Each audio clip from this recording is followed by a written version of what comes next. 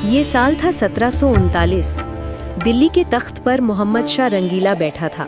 वो बादशाह जिसे हुकूमत से ज्यादा शराब और नाच गाने का शौक था। जब जासूसों ने खबर दी कि दुश्मन आ रहा है तो रंगीला ने हंसकर कहा, हनूज दहली दूर हस्त, दिल्ली अभी दूर है। लाल किले की दीवारें खामोश थी, मगर उन्हें नहीं पता था कि एक तूफान उनकी तरफ बढ़ रहा है। सरहद के उस पार ईरान का नादिर शाह आ चुका था, एक ऐसा जंगजू जिसकी आंखों में रहम नहीं, सिर्फ भूख थी। उसका लश्कर पहाड़ों को चीरते हुए हिंदुस्तान की तरफ बढ़ा। लोहे में ढकी ये फौज मौत का पैगाम थी। दिल्ली में खौफ फैल गया, लेकिन अब बहुत देर हो चुकी थी। करनाल के मैदान में मुकाबला हुआ। एक तरफ रंगीला की रंगीन फौज, दूसरी तरफ नादिर की खूनी तलवार। नादिर शाह ने हमला किया। उसके हमले में वो शिद्दत थी कि मुगल फौज के पांव उखड़ गए।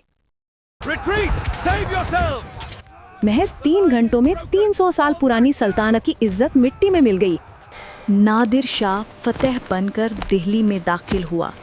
शुरू में सब खैरियत थी, खामोशी थी, लेकिन रात के अंधेरे में चांदनी चौक की गलियों में एक झूठी अफवाह फैली कि नादिर शाह मर गया। ये दिल्ली वालों की सबसे बड़ी गलती थी। जज्बात में आकर लोगों ने नादिर के 900 सिपाहियों को कत्ल कर दिया।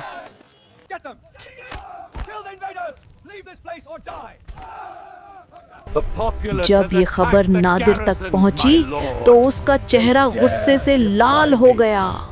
अब दिल्ली को सजा मिलने वाली थी। सुबह हुई। नादिर शाह सुनहरी मस्जिद की छत पर गया। पूरा शहर उसके कदमों में था। उसने अपनी तलवार म्यान से निकाली और हवा में लहरा दी। ये कत्ले आम का इशारा था। अगली ही पल कयामत टूट पड़ी। नादिर के सिपाही गलियों में घुस गए। जो सामने आया काट दिया गया। दिल्ली जो कभी सोने की चिड़िया थी, अब आग के शोलों में जल रही थी। हर तरफ सिर्फ चीखें थी। कहते हैं उस दिन यमुना नदी का पानी लाल हो गया था।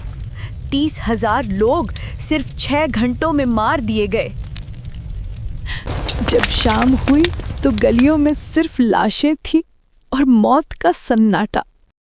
अपने शहर को जलता देख रंगीला रोते हुए नादिर के पैरों में गिर गया। उसने कहा, और खून मत बहाओ, जो चाहिए ले लो। नादिर ने तलवार फेंक दी। नादिर ने तलवार वापस रखी।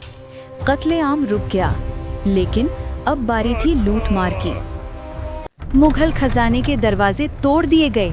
वो दौलत जो सदियों से जमा थी बाहर निकाल ली गई। शाहजहां का बनाया हुआ तख्ते ताऊस जो पूरा सोने का था, और दुनिया का सबसे नायाब हीरा कोहिनूर, सब कुछ नादिर के हवाले कर दिया गया। सोना, चांदी, हीरे, इतना खजाना लादा गया कि 700 हाथी और 4000 ऊंट कम पड़ गए। नादिर शाह चला गया अपने साथ हिंदुस्तान की रूह लेकर। पीछे रह गया रंगीला, खाली हाथ और वीराना। लाल किला वही था, मगर उसकी शान खत्म हो चुकी थी। परिंदे भी अब वहां रोने आते थे। उस दिन के बाद मुगल एम्पायर फिर कभी खड़ा नहीं हो सका। चिराग बुझ गया और अंधेरा छा गया।